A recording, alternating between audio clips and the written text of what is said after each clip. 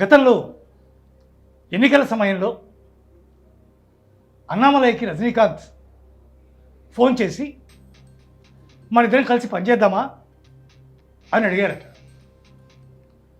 ఇదేమీ ఊహాజనితమైనటువంటి పుకారో లేకపోతే ఇంకోటో కాదు. ఇది అన్నామలై స్వయంగా చెప్పినటువంటి మాట.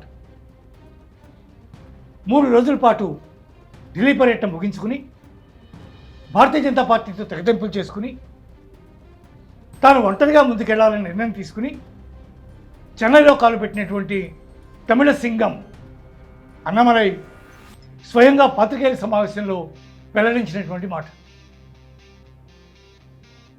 నిజానికి టీవీకే రూపుదిద్దుకోవడానికి ముందు కానీ టీవీకే రూపుదిద్దుకున్న తర్వాత కానీ రజనీకాంత్ ప్రమేయం, రజనీకాంత్ జోక్యం, రజనీకాంత్ వ్యాఖ్యలు ఇవన్నీ కూడా దాదాపుగా ఎక్కడ కనిపించలేదు. కారణం రజనీకాంత్ రాజకీయాల నుంచి పూర్తిగా పక్కకి తప్పుకున్నటువంటి పరిస్థితి. అయినప్పటికీ కూడా ఒక దశలో అన్నామలై యొక్క క్రేజ్, అన్నామలై యొక్క ఆశయాలు, అన్నామలై యొక్క ఉపన్యాసాలు, అన్నామలై మాట్లాడుతున్నటువంటి తీరు ఇవన్నీ కూడా విపరీతంగా నచ్చినటువంటి తలైవా రజనీకాంత్ అన్నామలైకి ఫోన్ చేశారట. ఒకసారి మన ఇద్దరం కలుద్దాం, మన ఇద్దరం కలిసి పనిచేద్దామా రాజకీయంగా అని ఆయన అడిగారట. అయితే అప్పటికే భారతీయ జనతా పార్టీకి మాట ఇచ్చి ఉన్నటువంటి కారణంగా అదే విషయాన్ని అన్నామలై రజనీకాంత్కి తెలియజేశారట. నేను ఆల్రెడీ బీజేపీకి మాట ఇచ్చాను కాబట్టి ఏమనుకోవద్దు, నేను మీతో కలిసి పనిచేయలేను అని స్పష్టంగా చెప్పినట్టుగా ఆయన వెల్లడించారు. నిజానికి చాలా పెద్ద ఇన్సిడెంట్ కదా ఇది. రజనీకాంత్ వయసు రీత్యా పెద్దవాడు అవుతున్నారు. ఎట్ ద సేమ్ టైం మొత్తం అంతా కూడా పర్యటించాలి, ఎలక్షన్లో ప్రచారం చేయాలి, ఎండనక వాననక తిరగాల్సి ఉంటుంది. మరో వంక తాను చేపట్టినటువంటి సినిమాలన్నీ కూడా కంప్లీట్ చేయాల్సి ఉంది. ఇట్లాంటి నేపథ్యంలో రాజకీయంగా నాకు ఆ ఓపిక లేదు అని నిర్ణయించుకుని రజనీకాంత్ రాజకీయాల నుంచి పక్కకి వెళ్ళారు. కానీ ఆనాడు కనుక అన్నామలై ఆ ఆఫర్కి ఒప్పుకుని ఉంటే వారిద్దరూ కలిసి ఎలక్షన్లో ముందుకెళ్ళేటటువంటి పరిస్థితి. కానీ అది జరగలేదు.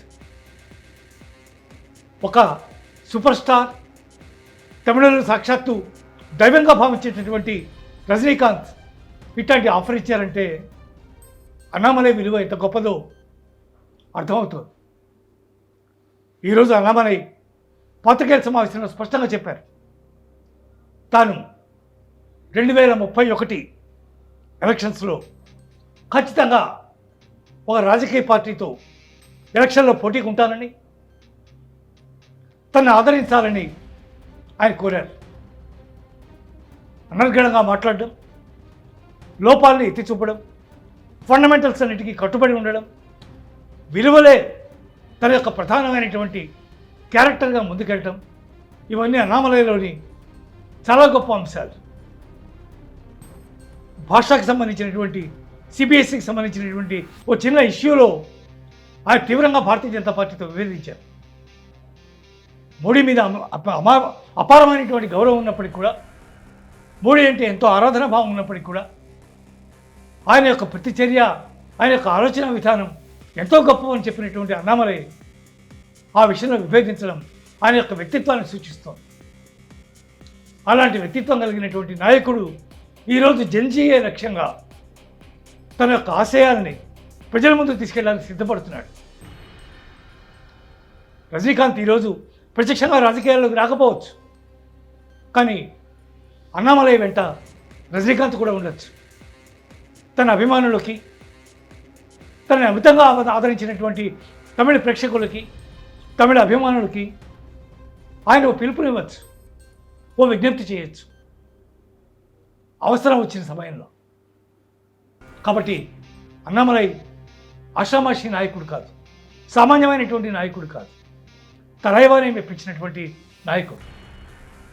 అందుకే అన్నామలై రాజకీయ అరంగేట్రం చేయబోతున్నాడంటే తమిళంలో కొత్త ఉత్సాహం కనిపిస్తోంది. అన్నామలై ఏదో చేయబోతాడనే ఆశ కనిపిస్తోంది. ఆ ఆశని నెరవేర్చే విధంగా అన్నామలై తన యొక్క రాజకీయ ప్రస్థానాన్ని కొనసాగిస్తాడా అనేది రాబోయే 2-3 సంవత్సరాల్లో మనం చూస్తాం. వేచి ఉందాం ఏం జరుగుతుందో.